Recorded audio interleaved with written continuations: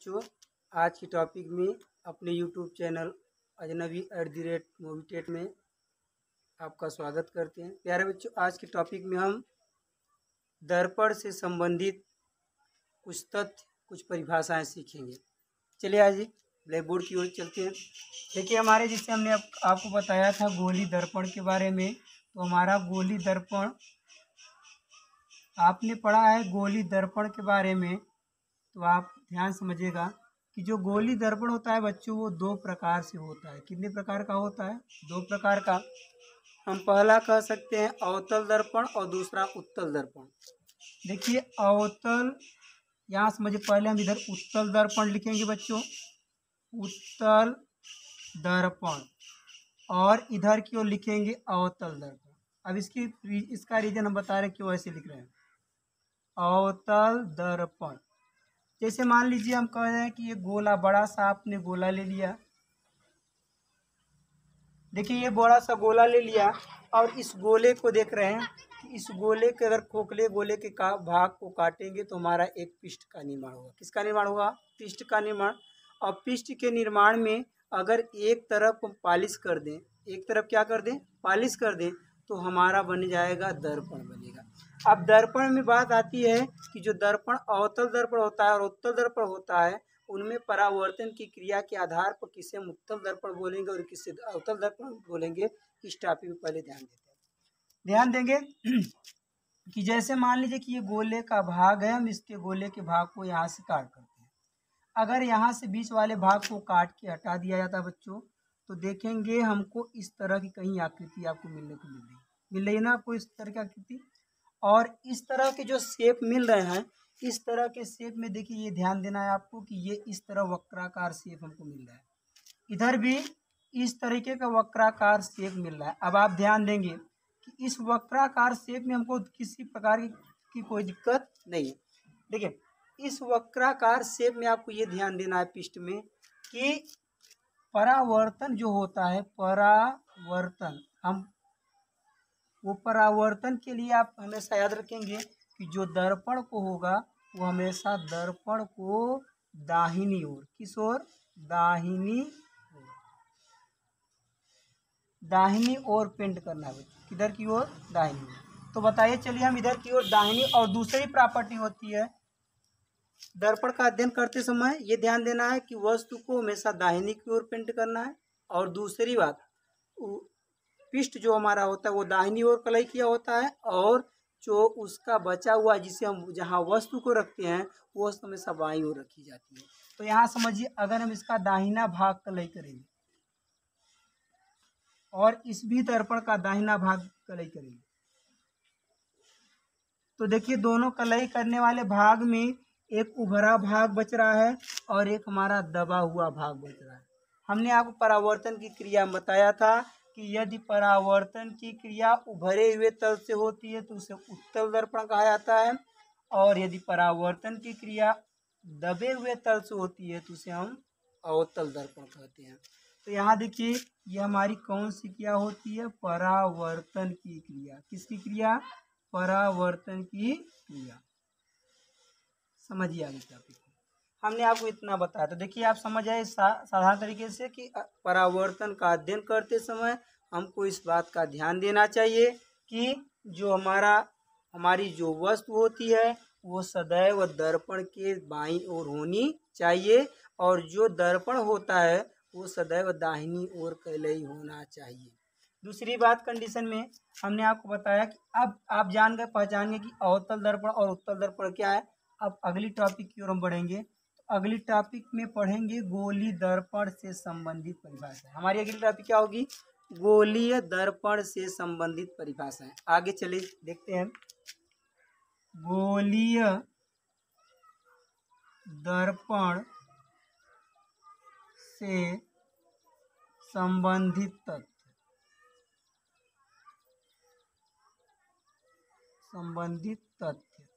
अब देखिए, गोली दर्पण से संबंधित तथ्य होता क्या है, ये आपको ध्यान देना है।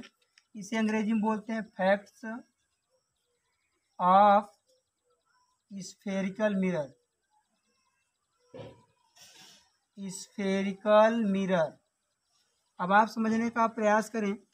आपने भी पहचाना कि दर्पण में, तो दर्पण में आपने पहचाना कि जो दबा हुआ तल होता है उसे हम बोलते हैं उत्तल, और जो उभरा हुआ तल परावर्तन किया होगा उसे बोलेंगे उत्तल, और जो दबा हुआ तल होता है उसमें परावर्तन किया होता है उसे हम बोलेंगे अवतल। यहाँ देखते हैं इस कंडीशन बच्चों, जैसे पहली कंडीशन आती है, पहला टॉपिक चलता है जो उसकी परिभाषा आती है ध्रुव, जिसे अंग्रेजी में बोलते हैं हम पोल, ध्रुव। अब देखिए आपने पढ़ा है ध्रुव, तो ध्रुव पढ़ेंगे अवतल दर्पण के बारे में भी और उत्तल दर्पण के बारे में। तो ध्रुव होता क्या है हमारा, जैसे मान लीजिए ये कटा हुआ पॉइंट इधर का हो गया और ये कटा हुआ है पॉइंट इधर हो गया। याद रखें हमने आपको क्या बताया कि परावर्तन में जो दर्पण पेंटा जाएगा, कलई किया जाएगा, वो हमेशा दाहिनी ओर। चलिए यहाँ से दाहिनी ओर हम कलई कर लेते हैं। तो दाहिनी ओर कलई करने के संबंध में यहाँ भी दाहिनी ओर कलई कर लेते हैं। तो आप बताएंगे ये कौन सा दर्पण हुआ, इसे बोलेंगे उत्तल दर्पण, इसे बोलेंगे उत्तल दर्पण। और थोड़ा समझिएगा इसे कौन सा बोलेंगे, अवतल दर्पण।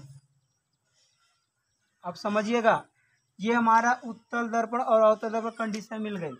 ये दर्पण का मध्य बिंदु कहलाएगा, कोई गोला रहेगा उस पृष्ठ का जो मध्य बिंदु होगा उसी को हम बोलेंगे दर्पण का ध्रुव।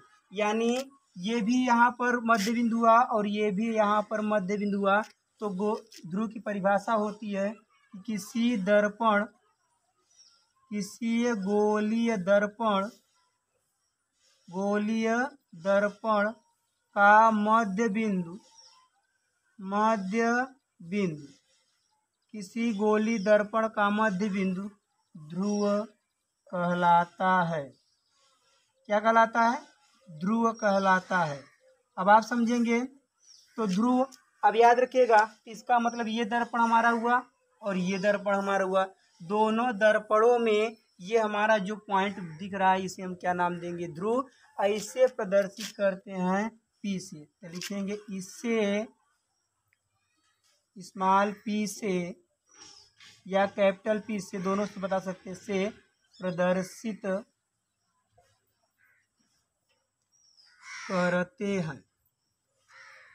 देखिए यहाँ देखिए स्मॉल पी से प्रदर्शित करेंगे, कैपिटल पी प्रेस कर देंगे। वास्तव में ये हमेशा कैपिटल लेटर में ही प्रदर्शित किया जाता है।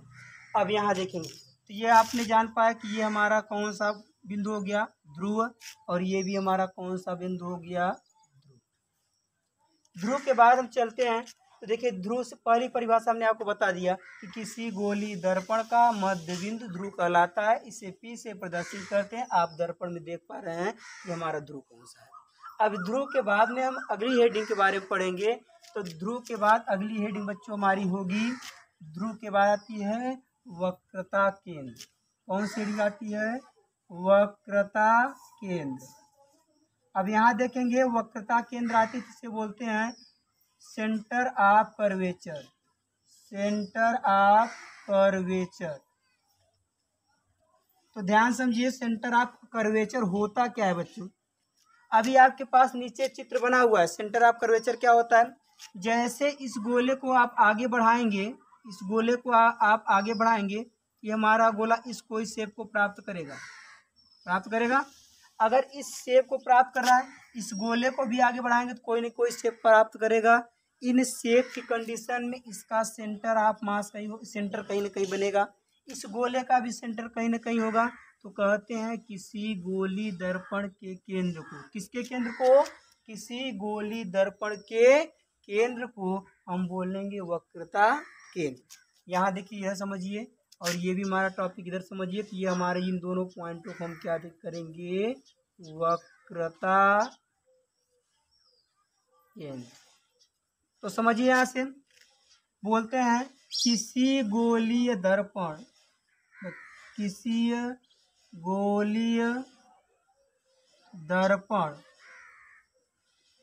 के केंद्र को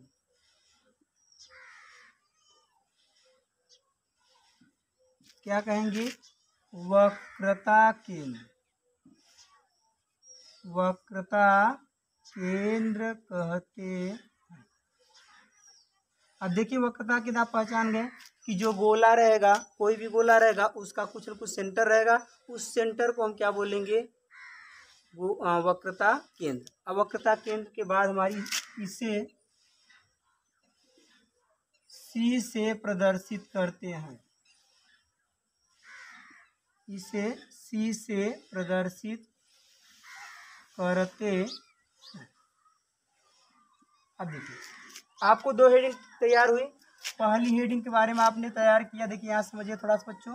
पहली हेडिंग आपने तैयार किया ध्रुव, और दूसरी हेडिंग पढ़ा आपने वक्रता केंद्र। ध्यान समझिए बच्चों।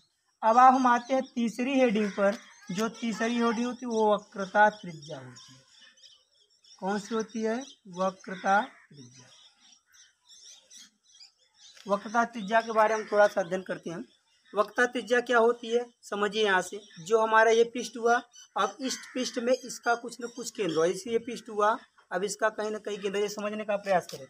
ये हमारा गोला हो गया, अब ये गोले का कहीं ना कहीं सेंटर होगा, और ये हमारा जो ये भाग है ये पूरा पृष्ठ कहलाएगा। परिधि वाला भाग क्या कहलाएगा? पृष्ठ कहलाएगा। इस पृष्ठ के मान लीजिए इतने भाग से, तो ये हमारा सेंटर हुआ और ये हमारा पृष्ठ हुआ।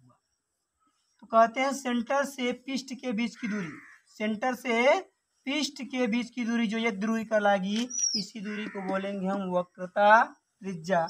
अर्थात कहते हैं कि किसी गोली दर्पण के पृष्ठ से गोली दर्पण के केंद्र के बीच की दूरी को वक्रता त्रिज्या कहते हैं। या तो हम दूसरी परिभाषा बोल देते हैं कि आपने भी पढ़ा है ध्रुव, ध्रुव से ये होता है वक्रता केंद्र होता है।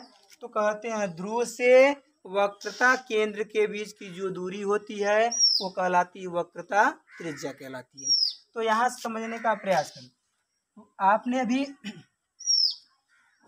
आप तीसरी हेडिंग पे चलेंगे जिसका नाम है वक्रता त्रिज्या। वक्रता त्रिज्या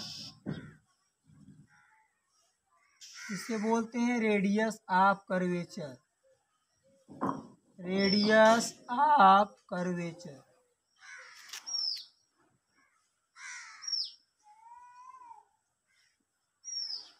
देखिए रेडियस ऑफ कर्वेचर होता क्या है समझने का प्रयास करें। जो हमारा बच्चों रेडियस ऑफ कर्वेचर होता है, अभी मैंने आपको बताया कि किसी पृष्ठ के से किसी सेंटर के बीच की जो दूरी होती है वो हमारी रेडियस ऑफ कर्वेचर कहलाती है। शॉर्ट रूप में जैसे कहेंगे कि ये आप पहचानिए थोड़ा सा, ये आपका कौन सा दर्पण हो रहा है, दाहिनी ओर कलई करना है। तो अगर हम दाहिनी ओर कलई करने पर ये पाएँ तो ध्यान देखेंगे कि ये हमारा इसका जो केंद्र होगा इसे हम बोलेंगे वक्रता के सी से प्रस्तुत करते हैं। ये हमारा दर्पण का मध्य बिंदु ध्रुव हो गया। तो कहते हैं दर्पण के ध्रुव तथा वक्रता केंद्र के जो बीच की दूरी होती है बच्चों, इसी बीच की दूरी को बोलते हैं वक्रता त्रिज्या। इसे कैपिटल आर से भी या स्मॉल आर से भी प्रदर्शित करते हैं। यहाँ समझिएगा रेयर केस में स्मॉल आर से नहीं तो कैपिटल आर से हमेशा प्रदर्शित की जाती है। दूसरी कंडीशन में देखेंगे ये हमारा अवतल हो गया। अब यहाँ देखेंगे जैसे ये वाला भाग हुआ, इस वाले भाग के लिए कंडीशन समझेंगे। ये वाला जो हमारा भाग है समझिएगा, ये यहाँ पर इसका दर्पण का ध्रुव कहलाएगा और यहाँ पर सेंटर होगा, इसे बोलेंगे सी बोलेंगे। तो यहाँ देखिए इनके जो बीच की दूरी होगी ये वक्रता त्रिज्या कहलाएगी, इसे हम बोलेंगे आर बोलेंगे। आप समझिए इसको दो रूपों में डिवाइड कर सकते हैं, दो रूपों में परिभाषित कर सकते हैं। पहला रूप होता है कि किसी दर्पण के ध्रुव एवं वक्रता केंद्र के बीच की दूरी वक्रता त्रिज्या कहलाती है। और ये भी कह सकते हैं कि किसी गोली दर्पण के पृष्ठ तथा गोली दर्पण के वक्रता केंद्र के बीच की दूरी को वक्रता त्रिज्या कहते हैं। आइए हम परिभाषा लिखते हैं। तो पहली परिभाषा क्या होगी? परिभाषा में आप समझिएगा गोलीय दर्पण के ध्रुव, गोलीय दर्पण के ध्रुव एवं वक्रता केंद्र के बीच की दूरी को वक्रता त्रिज्या कहते हैं।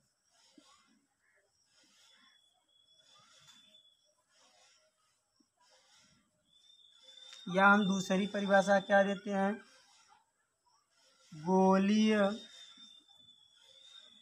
दर्पण के पृष्ठ से वक्रता केंद्र के बीच की दूरी को वक्रता त्रिज्या कहते हैं।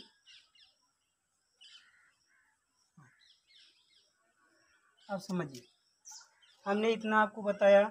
इसके बाद में हम आपको बता रहे बच्चों, थोड़ा समझिएगा, ये हमारा ध्यान दीजिएगा। अगर हम बाईं ओर से दाईं ओर, अभी में परिपाटी का नियम बताएंगे आपको। देखिए यहाँ समझिएगा, आप साधारण तरीके से याद रखिएगा, ध्रुव से अगर आगे की ओर चलेंगे तो हमारी दूरी पॉजिटिव होगी, और ध्रुव से हम पीछे की ओर आएंगे तो हमारी दूरी क्या होगी, निगेटिव होगी। यानी कहने का मतलब ये, मान लीजिए ये ध्रुव पॉइंट हुआ, और अगर ध्रुव से इधर की ओर जाएंगे, बाईं ओर जाएंगे तो निगेटिव होगी, और दाहिनी ओर जाएंगे तो पॉजिटिव होगी दूरी। तो समझने का प्रयास करें। देखिए इतना करने के बाद आप समझेंगे।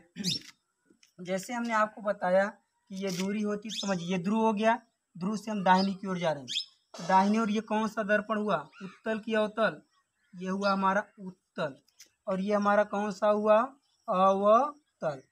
तो समझिए यहाँ से, हम ध्रुव से अगर आगे की ओर जा रहे हैं तो दूरी प्लस, और ध्रुव से पीछे की आ रहे हैं दूरी क्या होगी, माइनस होगी। तो समझिए यहाँ से आप लिखेंगे, पहले लिख लेंगे प्रतीक, प्रतीक में लिखेंगे आर, लिखेंगे सूत्र। देखिए सूत्र होता है आर बराबर 2f, स्मॉल में एफ रहेगा, जहाँ एफ होती है फोकस दूरी। कौन सी दूरी, फोकस दूरी। अब बच्चों यहाँ समझिएगा, सबसे बड़ी डिफिकल्टी बात ये होती है, कभी कभी बच्चे आंकिक प्रश्न को हल करते समय ये नहीं पहचान पाते कि हमारी वक्रता त्रिज्या धनात्मक हो रही है कि हमारी वक्रता त्रिज्या ऋणात्मक हो रही है। तो वक्रता त्रिज्या धनात्मक और ऋणात्मक पहचानने के लिए आप ध्यान देंगे कि अगर ध्रुव से आप आगे की ओर जा रहे हैं तो हमारी वक्रता त्रिज्या धनात्मक होगी, अगर ध्रुव से पीछे की ओर नाप रहे हैं तो हमारी वक्रता त्रिज्या ऋणात्मक होगी। दूसरी कंडीशन में हम यह कह सकते हैं कि जिस दिशा में प्रकाश चल रहा है, अगर उसी दिशा में दूरी नापी जा रही है तो उसकी दूरी क्या होगी, धनात्मक होगी। लेकिन जिस दिशा में प्रकाश चल रहा है, अगर उसकी विपरीत दिशा में हम जाके दूरी को नापते हैं तो वो दूरी हमारी क्या होगी, निगेटिव होगी। तो यहाँ समझिए, ध्रुव और वक्रता केंद्र से हम आगे की ओर जाके नाप रहे हैं, इसीलिए उत्तल दर्पण की वक्रता त्रिज्या हमारी धनात्मक होती है। लेकिन यहाँ देखेंगे अवतल दर्पण की ओर, तो अवतल दर्पण में हम ध्यान दीजिएगा कि ये ध्रुव से पीछे की ओर आकर दूरी को नाप रहे हैं, इसलिए अवतल दर्पण की वक्रता त्रिज्या ऋणात्मक होती है। आप समझिए कि उत्तल दर्पण की वक्रता त्रिज्या धनात्मक होती है और अवतल दर्पण की वक्रता त्रिज्या ऋणात्मक होती है। तो यहाँ लिखेंगे कि चिन्ह परिपाटी, चिन्ह परिपाटी, इस चिन्ह परिपाटी में क्या लिखेंगे, अवतल दर्पण के लिए, अवतल दर्पण के लिए आर का मान क्या होगा, निगेटिव।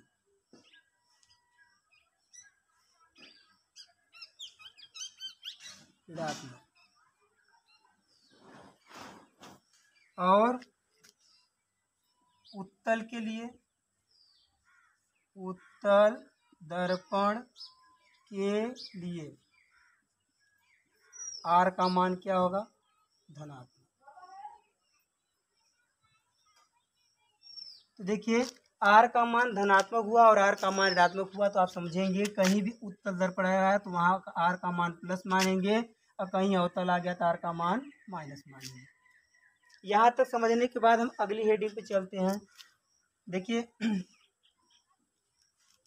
ध्रुव, अभी हमने आपको कितनी हेडिंगें पढ़ाई, 3 हेडिंगें पढ़ाई। वक्रता, देखिए अभी हमने आपको ध्रुव पढ़ाया, वक्रता केंद्र पढ़ाया, वक्रता त्रिज्या पढ़ाया। वक्रता त्रिज्या के बाद अगली हेडिंग पाएंगे अगली हेडिंग आएगी हमारा मुख्य अक्ष। मुख्य अक्ष इसे बोलते हैं प्रिंसिपल, PRINCI, प्रिंसिपल एक्सिस। आप समझिए इस बात। प्रिंसिपल एक्सिस क्या होता है समझने का प्रयास करें। हमने आपको बताया कि एक दर्पण ऐसे होगा और एक दर्पण ऐसे होगा, हमेशा याद रखिए। दूसरी कंडीशन, दर्पण को दाहिनी ओर पेंट करना है, दर्पण को दाहिनी ओर पेंट करना है। और दर्पण का मध्य बिंदु क्या कहलाएगा? ध्रुव। दर्पण का मध्य बिंदु क्या कहलाएगा? ध्रुव। जो दर्पण का केंद्र होगा वक्रता केंद्र, ये भी दर्पण का केंद्र वक्रता केंद्र। दर्पण के ध्रुव तथा वक्रता केंद्र को जो मिलाने वाली रेखा होगी, दर्पण के ध्रुव और वक्रता केंद्र को जो मिलाने वाली रेखा होगी, इसी को बोलते हैं हम कौन सा अक्ष? मुख्य अक्ष। कौन सा अक्ष? मुख्य अक्ष। ये हमारा ध्रुव है और ये भी हमारा क्या है? ध्रुव है। और ये हमारी क्या है? वक्रता केंद्र है। ये भी क्या है? वक्रता केंद्र है।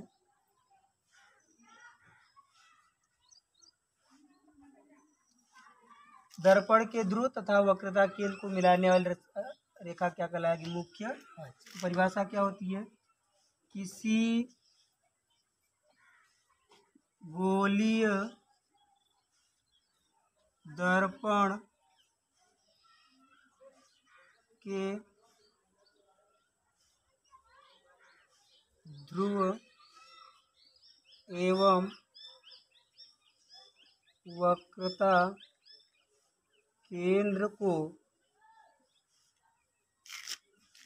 मिलाने वाली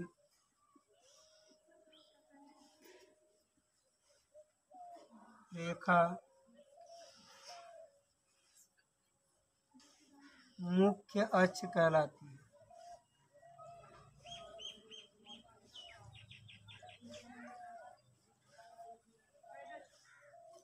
देखिए, मुख्य अक्ष में हमने आपको बताया कि जो ये ध्रुव होता है और ये वक्रता केंद्र, ध्रुव तथा वक्रता केंद्र को अगर मिलाएंगे तो वो रेखा जो हमारी जनरेट होगी उसे बोलेंगे वक्रता केंद्र। अब देखिए वक्रता के सॉरी मुख्य अक्ष।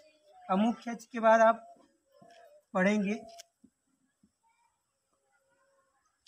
देखिए एक होता है गौण अक्ष भी आता है, तो मुख्य अक्ष के बाद गौण अक्ष